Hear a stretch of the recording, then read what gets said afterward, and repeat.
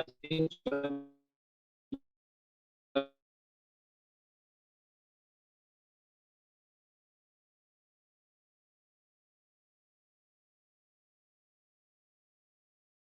शुभकामनाएं।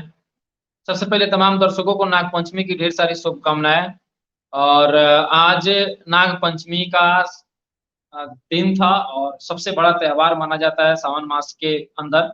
और यह जो महीना है, यह जो है हम लोग इस पूरी महीना में जो सावन चलता है, इसमें जो है हम लोग जो सांप होते हैं उनका जो है हिंदू समाज में बड़े आदर और सम्मान दिया जाता है। लोग एक महीने के अंदर में चाहे कितना भी जहरीला सांप क्यों न हो, उसे लोग मारने की कोशिश नहीं करते हैं जब तक जो है ज्यादा अति न हो जाए।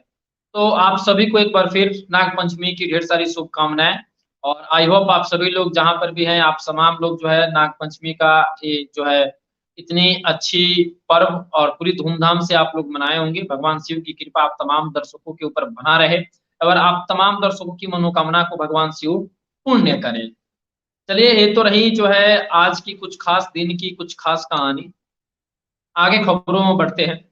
दोस्तों, आज सोशल मीडिया पर प्रधानमंत्री नरेंद्र मोदी ने जो है उनके द्वारा जो आजादी के अमृत महोत्सव चलाया जा रहा है तथा 2-3 दिन की जो कार्यक्रम है 13 से 15 अगस्त के बीच में हर घर तिरंगा का जो मुहिम है, उस मुहिम को उन्होंने साकार बनाने के लिए अपने से सकुशल एक सफल प्रयास किया। और आज उनके सोशल मीडिया अकाउंट जितना भी चलता है, चाहे वो ट्विटर, इंस्टाग्राम, फेसबुक हो, वो तमाम सोशल मीडिया अकाउंट पे जो है उन्होंने जो है तिरंगे झंडा का जो तस्वीर है उसको उन्होंने लगाया है। और उनके लगाने के जस्ट बाद दोस्तों, मतलब एक बोलते हैं ना कि आग सी लगी सोशल मीडिया पे। और आप देखिए कि तमाम जितने भी बीजेपी के पॉलिटिकल पार्टी हो या उनके समर्थक कार्यकर्ता हो या अदर लोग भी, देखते ही जो है वे लोग भी जो है अपने सोशल मीडिया अकाउंट के प्रोफाइल पिक्चर पे जो है तिरंगे झंडे की तस्वीर और कुछ लोग अपनी फोटो को बना करके तस्वीरें शेयर करना स्टार्ट कर दिए। तो यह जो है एक बहुत बड़ा सफल प्रयास है और आजादी के अमृत महोत्सव में आप तमाम दर्शकों को भाग लेने का अवसर मिलता है। बहुत सारे लोग जो है इस मुहिम से नहीं जुड़ पाएंगे और कई सारे जो है निजी एवं प्राइवेट संगठन की तमाम सारी कंपनियां हैं जो आजादी के अमृत महोत्सव में जो है भाग ले रही हैं और अपने वर्करों को काम दे रही हैं। और जो वर्कर इस काम में सफल हो रहे हैं ना, उनको सर्टिफिकेट भी बाकायदा दिया जा रहा है।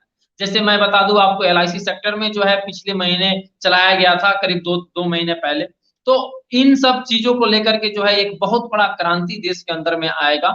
और प्रधानमंत्री के सोशल मीडिया अकाउंट के प्रोफाइल पिक्चर को देख करके तमाम देश में एक आग जैसा माहौल बना और सभी लोग जो है उस चीज को देखें, परखें और लगाएं। लेकिन मैं सेंट्रल गवर्नमेंट तथा प्रधानमंत्री नरेंद्र मोदी से आग्रह करूंगा कि देखिए, आप कोरोना काल के समय में थाली बजाने की बात कहे थे तो सभी ने थाली बजाया, दीप जलाने की बात कही थी सभी ने दीप जलाया। आपने जो कहा, आपके साथ देश हमेशा एकजुट करके खड़ा है और इसमें कहीं कोताही नहीं हो, चाहे युवा हो, दूसर भी कोई भी हो, सभी लोग जो है एकजुट होकर के और आपके साथ कदमों कदम मिला करके चढ़ने के लिए रेडी। लेकिन कुछ ऐसी परिस्थितियां हैं देश के अंदर में जिसको लेकर के जो है चिंताजनक विषय बनी हुई है। चाहे वह महंगाई हो, रोजगार हो, युवाओं की रोजगार नहीं मिल रही है, गरीब और मजदूर लोगों को जो महंगाई से मार झेलना पड़ रहा है, इन सभी चीजों पर भी जो है एक बार ध्यान देने की जरूरत है। प्रधानमंत्री जी, आप एक बार आह्वान किए और आपने कोविड का डोज लिया, इस हिंदुस्तान में बने हुए स्वदेशी वैक्सीन जब आपने लिया था तो एक क्रांति आई देश के अंदर में। और आज देखिए कि संपूर्ण विश्व में सबसे ज्यादा वैक्सीनेशन वाला हमारा कंट्रीज बन गया है और वो भी स्वदेशी वैक्सीन। और न केवल हम अपने देश के में विकसित हुए वैक्सीन को हमने ही नहीं लगाया बल्कि अदर देश में भी लोगों ने लगाया। और मैं आप तमाम दर्शकों को जानकारी के लिए बता दूं कि जो हम लोगों ने वैक्सीन अपने देश के अंदर में लगाया, अभी 200 करोड़ डोज लग चुका है देश के अंदर में तमाम लोगों के वैक्सीन। और पिछले ही दिनों जो है 200 करोड़ का जो है हम लोगों ने टारगेट पूरा किया। तो कहीं ना कहीं सरकार के साथ लोग कोऑपरेट कर रहे हैं, जनता कोऑपरेट कर रही है, लेकिन सरकार को भी जनता के साथ कोऑपरेट करना चाहिए। और मुझे लगता है जो है ये एक बहुत बड़ा सफल प्रयास होगा कि सरकार जब जनता के साथ कोऑपरेट करेगी। बीच में थोड़ी सी नेटवर्क प्रॉब्लम हो जा रही है दोस्तों, उसके लिए मैं क्षमा चाहूंगा। लेकिन आप लोग लाइव में बने रहें और हमारी बातों को सुनते रहें। लेकिन आज देखिए कि बीते दिनों निर्मला सीतारमण जिस विपक्ष के जितने भी सांसद हैं राज्यसभा के अंदर में या लोकसभा के अंदर में, उन्होंने महंगाई का मुद्दा उठाया और उन्होंने बोला कि देश में महंगाई चरम सीमा पर है, लेकिन केंद्र सरकार हाथ में हाथ थाम करके बैठी हुई है।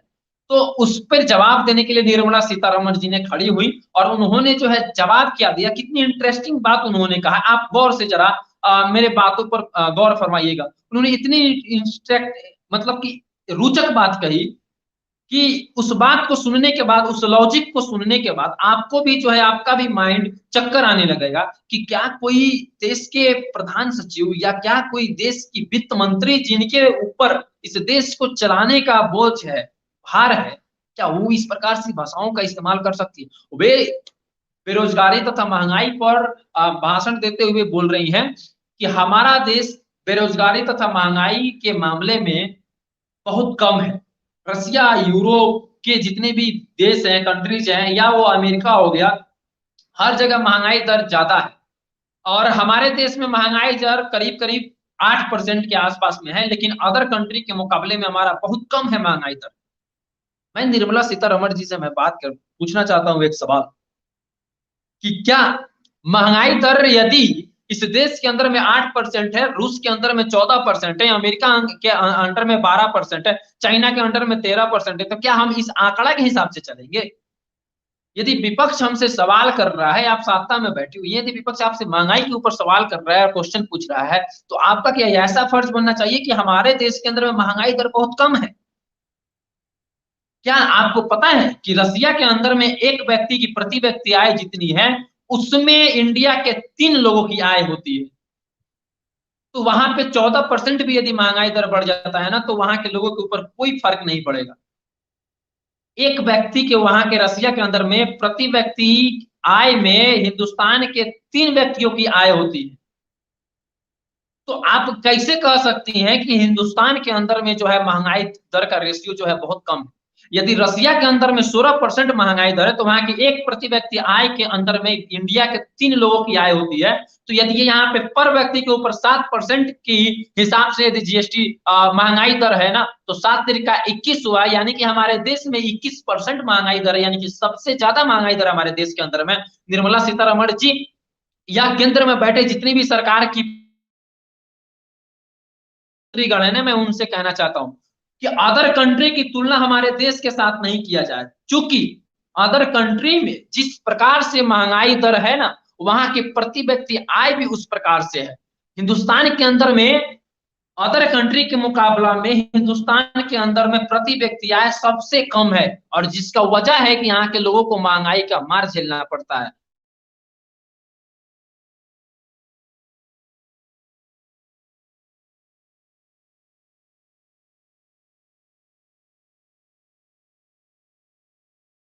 कुछ हद तक जो है केंद्र सरकार के द्वारा थोड़ी सी जो है उसमें कोऑपरेट किया गया था और उन्होंने 250 रुपए का गिरावट किया था, लेकिन आज फिर सिलेंडर, गैस सिलेंडर की रेट जो है बढ़ती जा रही है।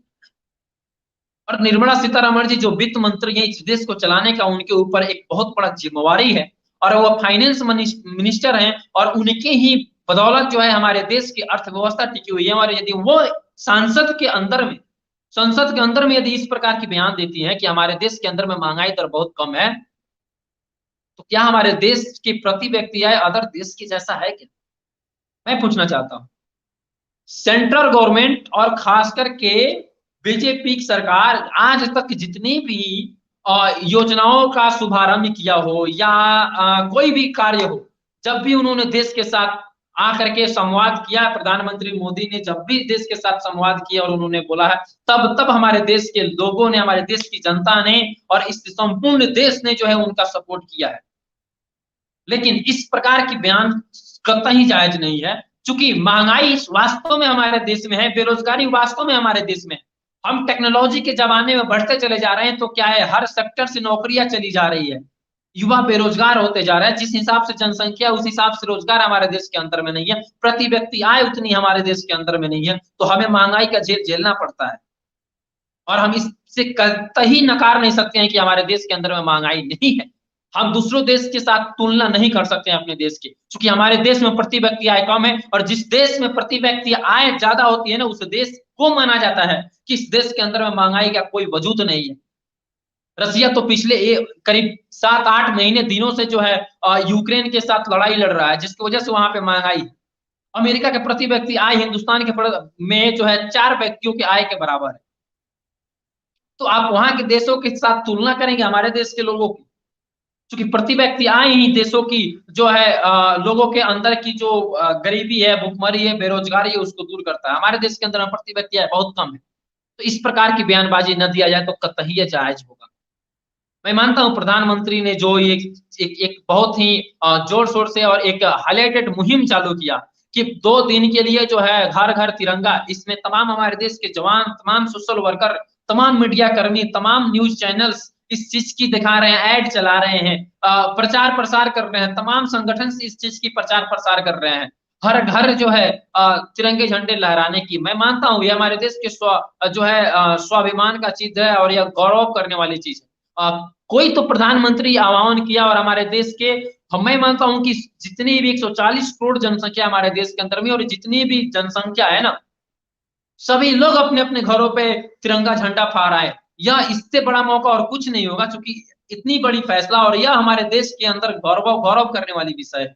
लेकिन हमारे देश के अंदर में दूसरी भी बहुत सारी ऐसी मामलाएं हैं जिस पर नजर देने की जरूरत है प्रधानमंत्री जी, और आप मुझे लगता है कि इस चीज पर करेंगे। आज तक के, मैं गलत नहीं हूं तो मैं कंफर्म नहीं हूं किस मीडिया चैनल पे एक बीजेपी के सबसे कद्दावर और धुरंधर नेता है जिनका नाम है एएमआईएम के जो चीफ हैं असदुद्दीन ओवैसी, और जो है बीजेपी के एक नेता थे सुधांशु चतुर्वेदी, मुझे भी याद है, जो कि यूपी से बिलोंग करते हैं। सुधांशु चतुर्वेदी जी दोनों जने जो है एक न्यूज चैनल पे अपनी बात रख रहे थे और जनता के बीच में वो अपने संवाद को रख रहे थे। वहां पे एक पंजाबी सिख पूरी पगड़ी बांधे हुए खड़े होते हैं और उनसे सुधांशु चतुर्वेदी जी से सवाल पूछते हैं कि हम सरकार से, यानी कि बीजेपी गवर्नमेंट जो केंद्र में बैठी हुई है, मैं उससे पूछना चाहता हूं कि इस देश के अंदर में पंजाबी और इस देश के अंदर में जितने भी गुरुद्वारे हैं ना, हर गुरुद्वारे में कम से कम 80 लाख से लेकर के 1 करोड़ लोग तक जो है हर रोज फ्री लंगर खाता है। लेकिन बीजेपी सरकार चावल पे, गेहूं पे, आटा पे जो जीएसटी लगाई हुई है ना, उससे कहीं ना कहीं ये जो फ्री की खाना खिलाने वाले संगठन हैं या जो भी मुहिम चालू होते हैं ना, उनके ऊपर बहुत बड़ा यह असर पड़ेगा। और उन्होंने यह क्वेश्चन जरूर किया उनसे कि यदि इस कम से कम खाद्य पदार्थ के ऊपर से यदि जीएसटी हटा दिया जाए तो मुझे लगता है यह तमाम देश के लिए और तमाम लोगों के लिए जो है ये एक बहुत बड़ा बेनिफिट और फायदा होगा। चूंकि हमेशा से किसी भी जगह पे यदि मरा है ना तो वह गरीब ही मरा है, बाकी कोई नहीं मरा है। तो सुधांशु चतुर्वेदी जी का जवाब आता है कि यदि ये बात आपका कहना जायज है कि तमाम सारे संगठने हैं जो फ्री में भोजन कराते हैं, तमाम लोग, हजारों लोग जाकर के फ्री में भोजन करते हैं, तो यदि ऐसी मामला है तो सरकार निश्चित इस पे कोई ना कोई कदम जरूर उठाए। आप पहले लागू कर देते हैं, बाद में संशोधन करने का मजा लेते हैं। संशोधन किस बात के लिए करते हैं आप विधायक में जी? सबसे पहले लागू करने से पहले इन सब चीजों को देखिए तो सही। क्या बीजेपी पार्टी इतनी बड़ी है? क्या बीजेपी पार्टी के द्वारा इस देश के अंदर में कहीं पर भी, या जितने भी पॉलिटिकल पार्टी, कहीं पर भी फ्री लंगर का व्यवस्था है क्या? नहीं है। वो फ्री का लंगर जो है कोई ट्रस्ट चलाता है, कोई मंदिर चलाता है, कोई मस्जिद चलाता है, कोई गुरुद्वारा चलाता है, कोई गिरजाघर चलाता है।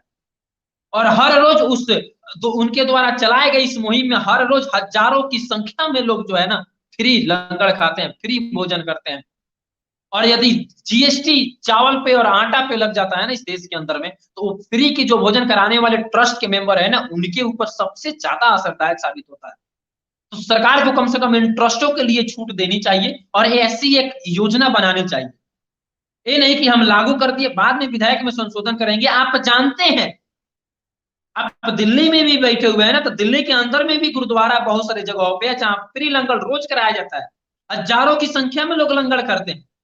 तो क्या आप देखते नहीं है कि उस लंगर कराने वाले जितने भी मेंबर्स हैं ना, वो कहीं ना कहीं कमा करके पैसे लाते हैं या डोनेट किए हुए पैसों से भोजन करवाते हैं मुफ्त में। और यदि जीएसटी इतनी ज्यादा यदि लगा देंगे तो वह किस हिसाब से अरेंज करेंगे? जहां 1000 लोगों को खाने की व्यवस्था है ना, वहां पे अब लोग 900 खाएंगे, क्योंकि 100 लोगों के खाने की जो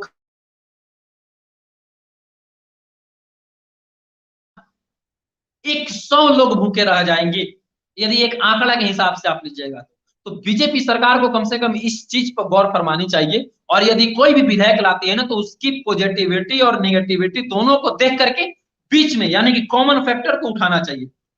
मैं ये नहीं बोलता हूं कि जीएसटी लगाना गलत है, नहीं, जीएसटी लगाना गलत है। यदि जीएसटी नहीं लगेगा तो पैसा का रिकवरी नहीं होगा, हमारा देश कैसे चलेगा, सैन्य शक्ति कैसे चलेगा, तमाम सारी जो भी और कामें हैं वो कैसे चलेगी? जीएसटी लगनी चाहिए, लेकिन कॉमन फैक्टर में लगनी चाहिए। जीएसटी किस चीज पे जरूरी है वहां लगनी चाहिए, कहां जरूरी नहीं है वहां लगनी चाहिए। तो यह जो है कहीं ना कहीं एक प्रकार से जो है सरकार की फैल्योरता है, और मैं कहूंगा कि कम से कम इस प्रकार की एक स्ट्रेटजी बननी चाहिए, ऐसी एक नियम लगे पारित होनी चाहिए कि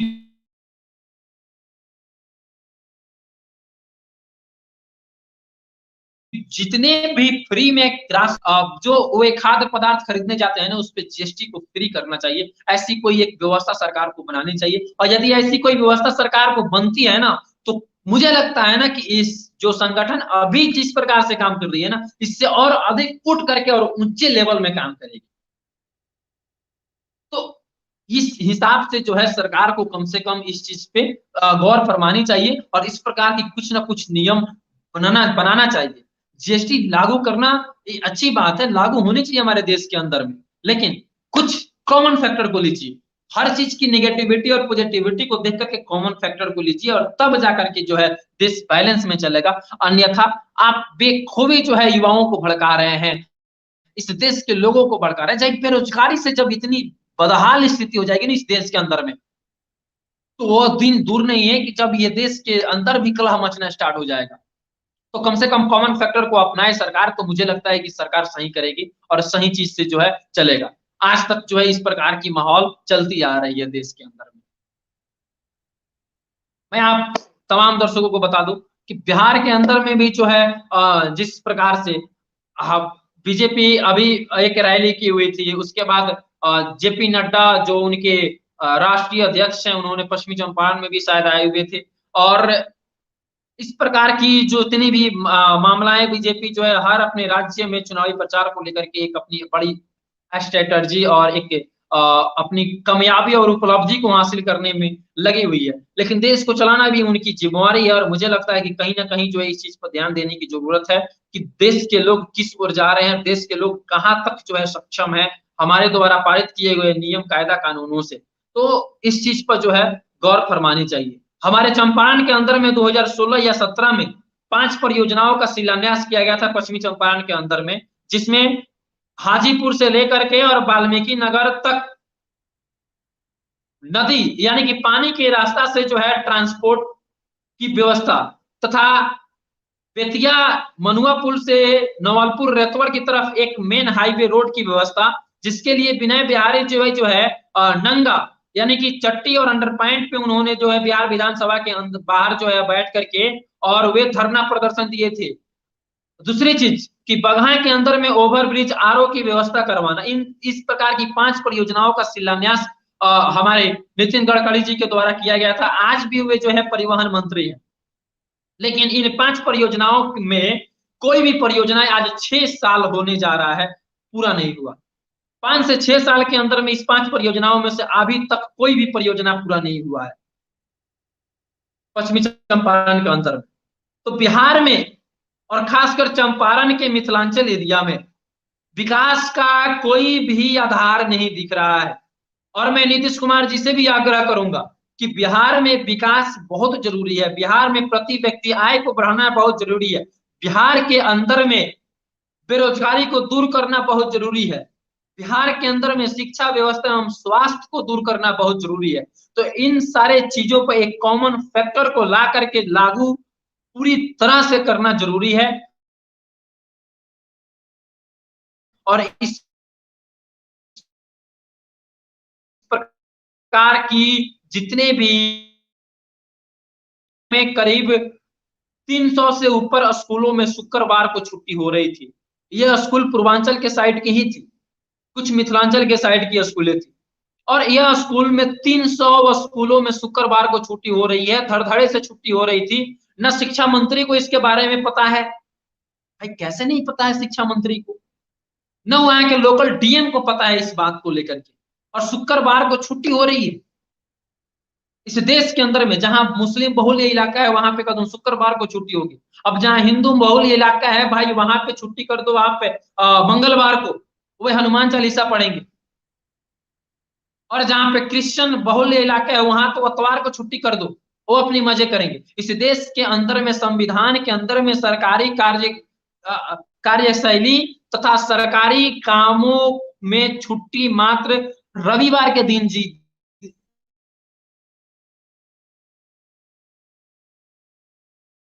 किसी भी जाति धर्म के आधार पे नहीं चलेगा। लेकिन बिहार एक ऐसा राज्य और झारखंड एक ऐसा राज्य है जहां पे मन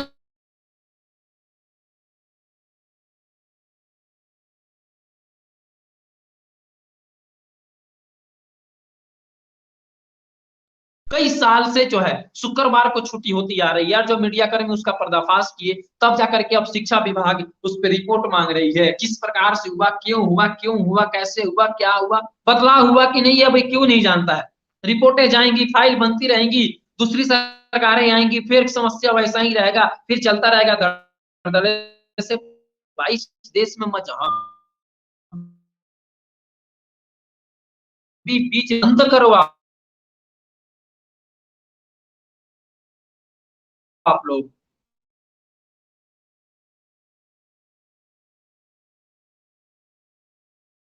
स्वास्थ्य शिक्षा के लिए निरंतर आवाज उठाइए आप लोग, तब जाकर के कुछ हो पाएगा। ये मजहबी रंग मत दीजिए। और इस प्रकार की यदि कोई भी घटनाएं बिहार में घटती है ना तो सरकार को सब पता होता है। ऐसा नहीं है कि सरकार को नहीं पता है, शिक्षा विभाग को नहीं पता है, वहां के लोकल डीएम को नहीं पता है। यदि नहीं पता है तो शिक्षा व्यवस्था समझिए कितना लाचार और विवश हो चुका है कि जिस दिन छुट्टी नहीं होनी चाहिए उस दिन चेक इन भी आज तक नहीं हुआ, वर्षों से। क्या वीडियो को नहीं पता होगा? क्या शिक्षा पदाधिकारी को नहीं पता होगा, जो ब्लॉक लेवल पे होते हैं, जो डिस्ट्रिक्ट लेवल पे होते हैं, सभी को पता होता है। लेकिन इस प्रकार की घटनाएं जो है आए दिन सामने आ रही। माननीय योगी आदित्यनाथ जी और महाराज जी के द्वारा फेसबुक पे एक पोस्ट किया गया कि विद्यालय एक मंदिर की तरह है और उसे हमें मंदिर की भांति पूजा जाना चाहिए। 6 साल के बाद माननीय 5 साल अपने कार्यकाल को पूरा कर लिए। और अब जब उनके राज्य के अंदर में करीब 4 से 5 ऐसी स्कूलों की कंडीशन जब मीडिया कर्मी पर्दाफाश किए, एक मथुरा में स्कूल के अंदर में पानी लगा हुआ था और वहां पे कुर्सी का पुल बना करके बच्चे और मैडम को पार कर रहे थे, जब उसको नेशनल मीडिया कर्मी दिखाए।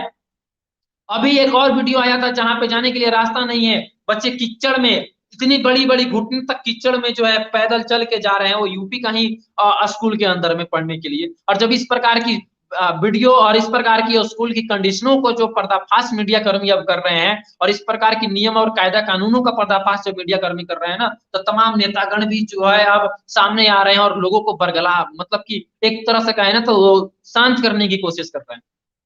महाराज जी आप 5 साल पहले भी इस प्रकार की स्टेटमेंट दे सकते थे। अभी सरकार बने हुए आपकी 100 दिन से ऊपर हो गए होंगे मुझे लगता है।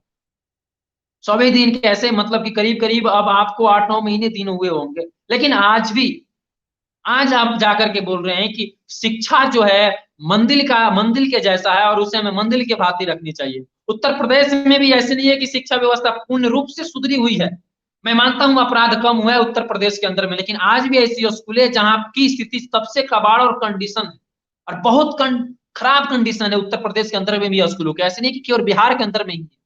तो सबसे पहले हमारा देश तब उन्नति करेगा, तब तरक्की करेगा और तब हमारा राज्य और हमारा देश प्रगति के पथ पे चलेगा जब वहां के युवा वर्ग के लोग युवा शिक्षित होंगे। और जब वो शिक्षित होंगे ना तब कोई देश विकसित होगा और विकास की शैली और विकास की राह पे चलेगा। तमाम सरकार से भी मेरा आग्रह है कि आप लोग जो स्टेटमेंट इस प्रकार की दे रहे हैं, कम से कम शिक्षा और स्वास्थ्य जो चीजों पे दो ऐसी एक अनमोल और महत्वपूर्ण चीज है जिस पर ध्यान दिया जाए ना तो यह देश एक ऐसा समय आएगा कि यह देश विश्व गुरु निश्चित बनेगा। और जिस उद्देश्य के साथ सरकार काम कर रही है, जिस उद्देश्य के साथ राज्य सरकारें काम कर रही है, उनकी उद्देश्य तभी सफल होगा जब वे राज्य के अंदर में शिक्षा व्यवस्था को सही करेंगे, स्वास्थ्य को सही करेंगे, रोजगार पर ध्यान देंगे। बाकी आज के लिए इतना ही। फिर मैं कल आप तमाम दर्शकों से मिलूंगा।